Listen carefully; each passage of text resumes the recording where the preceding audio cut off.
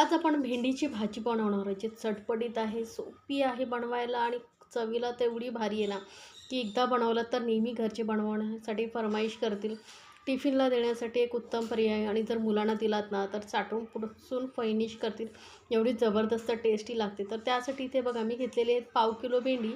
भेंडी धुवून अशी ना मध्ये कट करून छोटे छोटे तुकडे करून घेतलेत. यामुळे काय होतं, आपण जे भाजीमध्ये मसाले वगैरे वापरतो ना, ते भेंडीला व्यवस्थित लागतात आणि भाजी चविष्ट लागते, फिकी लागत नाही खाताना. त्यानंतर इथे एक मोठ्या आकाराचा असा बटाटा ना, छोटासा पातळ असे तुकडे करून घेतलेले आहेत. 1 किंवा 2 तुम्हाला जेवढ्या बटाट्याची टेस्टी आवडतो तेवढा तुम्ही बटाटा घालू शकता. पण साधारण पाव किलोमध्ये 1 बटाटा बस होता. तर हा बटाटा ना मी तव्यावरती थोडंसं तेल घेतलेलं आहे आणि त्यामध्ये भाजून घेणार आहे. भेंडीची भाजी वगैरे ना, पालेभाजी म्हणा, अशी तव्यावरती बनवले ना, की ते भाजी चवीला खरंच खूप छान लागते आणि भेंडी व्यवस्थित भाजली जातात. आता बटाटा तळतानाच आपण ना यामध्ये थोडंसं मीठ घालूया, म्हणजे काय होईल, बटाट्यांना व्यवस्थित मीठ लागेल आणि बटाटा मग खाताना फिका लागणार नाही. त्यामुळे थोडंसं मीठ घालून भाजून घ्यायचं. आता हा बटाटा ना मस्त असं थोडंसं लालसर रंग येईपर्यंत आपण भाजून घेऊया. म्हणजे काय होतं, बटाट्यावरती असं कुरकुरीतपणा येतो आणि खाण्यासाठी टेस्टी लागतो. गॅस मिडियमवरतीच ठेवलेली आहे आणि बटाटा हा मी भाजून घेते. आता तुम्ही म्हणाल जर उकडलेला बटाटा घातला तर पण काय होतं माहिती आहे, उकडलेल्या बटाट्यामध्ये ना मग ती मजा येत नाही भाजी खाण्यासाठी. त्यामुळे असंच फ्राय करून बटाटा घालून बघा. तर हा बघा, बटाटा आपला भाजला गेलेला आहे. आता हा बटाटा मी काढून घेते.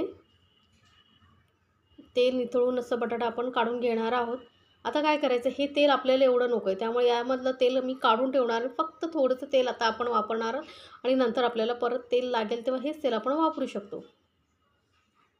तर हे तेल मी काढून घेते. बघू शकता आपण जे मीठ घातलं होतं ना, ते थोडंसं आहे तव्यावरती. ते तसंच ठेवू आपण, काही प्रॉब्लेम नाही. आता फक्त आपल्याला थोडंसं तेल लागणार आहे. तर त्या तेलामध्ये आपण घालणार आहोत भेंडी आणि भेंडी ना आपल्याला चांगली अशी भाजून घ्यायची आहेत. असं भाजून घेतल्यामुळे काय होतं, भेंडीचा जो बुळबुळीतपणा असतो ना, तो कमी होतो आणि भेंडीची भाजी चवीला खूप छान लागते. तर एकदा या पद्धतीने तुम्ही भाजी बनवून पहा. आता हे असं तव्यावरती भाजल्यामुळे काय होतं, एकसमान भेंडी भाजली जाते आणि भेंडी भाजताना जर तुम्हाला भेंडी लवकर भाजायची आणि एकसमान भाजायची आहे, तर काय करायचं, असं मध्ये मध्ये ना अशी ही भेंडी तव्यावरती अशी छान अशी पसरवून ठेवायची. म्हणजे काय होतं, एकसमान भाजली जातात आणि मध्ये मध्ये असं पटकन मिक्स करत राहायचं, परत याला पसरवून ठेवायचं. या पद्धतीने बनवून पहा भेंडीची भाजी. भेंडी खरंच व्यवस्थित भाजली जाते, खाताना बुळबुळीत लागत नाही आणि भाजी जबरदस्त टेस्टी होते. तर ही ट्रिक वापरून तुम्ही भाजी बनवून पहा. त्यामुळेच काय करायचं, पसरट पॅनमध्ये किंवा असं तव्यावरती भाजी बनवायची आणि लोखंडी तव्यावरती अशी भाजी बनवली ना, की ती चविष्टच भाजी लागते. तर आता हा बघा, भेंडीवरती बघू शकता हलका हलका असा कलर आलेला आहे. असा आपल्याला भेंडीवरती कलर आला पाहिजे आणि त्याचा जो बुळबुळीतपणा असतो ना भेंडीवरती, तो जराही तुम्हाला दिसत नाही. बघू शकता ना, म्हणजेच भेंडी आपली व्यवस्थित भाजली गेलेली आहे. जर बुळबुळीतपणा नाही गेला ना, तर खाताना ती अशी बुळबुळीत लागते आणि खरंच भाजी चांगली लागत नाही. आता ही भेंडी मी काढून घेते. तर भेंडी आपण काढून घेतल्यानंतर आपण जे मगाशी तेल काढून ठेवलं होतं ना, तेच तेल मी थोडंसं तेल घालते परत. तर 1 चमचा मी तेल घातलेला आहे. आता याच तेलामध्ये आपण घालणार आहोत कांदा. तर एक मोठा आकाराचा कांदा मी असं बारीक चिरून घेतलेला आहे. असं बारीक चिरून घेतल्यामुळे काय होतं माहिती आहे, भेंडीवरती ना हा कांदा व्यवस्थित बसतो मस्त असा आणि भाजी टेस्टी होते. आता हा कांदा आपल्याला थोडासा गुलाबीसर होईपर्यंत आपण हा भाजून घेतल्यानंतर यामध्ये आपण घालणार आहोत आलं लसूण पेस्ट. तर मी काय केलेलं आहे माहिती आहे, 5 लसणाच्या पाकळ्या आणि एक अर्धा इंच आल्याचा तुकडा किसून घेतलेला आहे.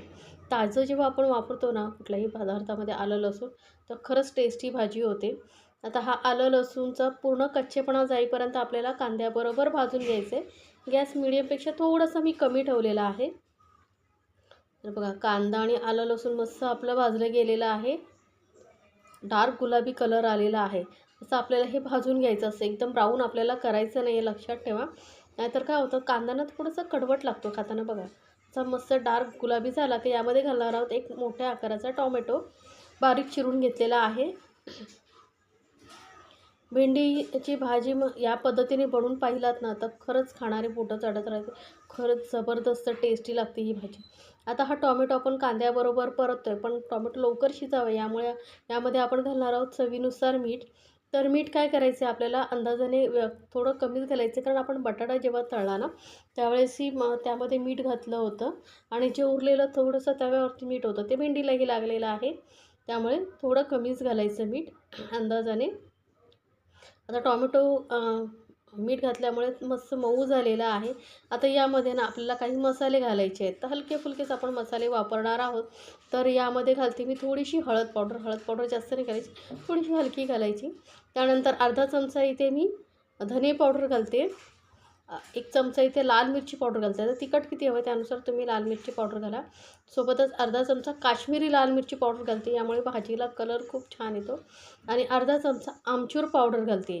भेंडीच्या भाजीमध्ये बघा थोडंसं आंबटपणा पाहिजे तरच भाजी टेस्टी लागते आणि चटपटीत अशी आपली भाजी होते. तुम्ही म्हणाल तर आमचूर पावडर नसेल तर मग काय करायचं, जेव्हा आपण भेंडी भाजतो ना तेव्हाच तुम्ही मग 1, 2, 3 कोकम घातलात ना तरी चालेल. म्हणजे भेंड्यांना व्यवस्थित कोकमही लागतं. या आमचूर पावडर घालायची असेल तर या स्टेजला घालायची. तर सर्व मसाले छान असे मिक्स करून झालेले आहेत. आता यामध्ये घालूया बटाटे, जे आपण फ्राय करून ठेवलेले होते. बटाट्याच्या फोडी मस्त अशा मसाल्यामध्ये मिक्स करून घ्यायच्या आहेत. आणि लगेचच यामध्ये आता आपण घालूया भेंडी जी भाजून ठेवली होती. भेंडी आणि बटाटे वगैरे सर्व आता व्यवस्थित मिक्स करून घ्यायचं आहे. आणि गॅस आता ना एकदम मंदवरती ठेवायची, म्हणजे काय होईल आता यामध्ये पाण्याचा अंश अजिबात नाही, त्यामुळे खालून लागू शकतं. म्हणून गॅस मंदवरती ठेवायची आणि छान असं मिक्स करून घ्यायचं आहे आपल्याला. तरी बघा व्यवस्थित असं मिक्स करून झालेलं आहे. पूर्ण बटाटे आणि भेंडीला व्यवस्थित मसाला लागलेला आहे. आता तुम्ही असंचही खाऊ शकता किंवा यावरती थोडंसं हे शेंगदाण्याचं कूट घालू शकता. तर इथे 2 छोटे चमचे मी शेंगदाण्याचा कूट घालते आहे. किंवा तुम्ही जर इथे तुम्हाला आवडत असेल तर ओलं खोबरंही घालू शकता. तुमची मर्जी आहे. किंवा नाहीच घालायचं आहे तुम्हाला, ओलं खोबरंही नाही, शेंगदाण्याचं कूटही नाही तरी चालेल. अशीच ही भाजी खूप टेस्टी लागते. तर आता व्यवस्थित आपण सर्व मिक्स करून घेतल्यानंतर आपली ही गरमागरम अशी भेंडीची भाजी झाली आहे तयार. खरंच खूप छान लागते पोळीबरोबर, भाकरीबरोबर. एकदा तुम्ही नक्की करून पहा, तुम्हालाही खूप आवडेल. वरून थोडीशी कोथिंबीर मी घालते, तुम्हाला आवडत असेल तर घाला, ऑप्शनल आहे. आणि गरमागरम अशी ही आपली भेंडीची भाजी खाण्यासाठी आहे तयार. गरमागरम भाकरीबरोबर एकदा ट्राय करून बघा. टिफिनला देण्यासाठी तर एक उत्तम पर्याय आहे आणि खरंच जबरदस्त टेस्टी लागते. नेहमी काय होतं, आपण एकाच प्रकारची भेंडीची भाजी बनवतो, मग ती खाऊन बोर होतं. काहीतरी नवीन ट्राय करायचं आहे, वेगळ्या पद्धतीने बनवायची, तर या पद्धतीने बनवून पाहू शकता. खाणारे खरंच खात राहतील, कारण जबरदस्त टेस्टी लागते. आणि तुम्हाला ही रेसिपी आवडली तर चॅनलला लाईक्स, कमेंट्स आणि सबस्क्राईब करायला विसरू नका. सोबतच बेल आयकॉनवरती नक्की क्लिक करा, म्हणजे काय होईल, म्हणजे जी नवीन रेसिपीची आहे त्याची नोटिफिकेशन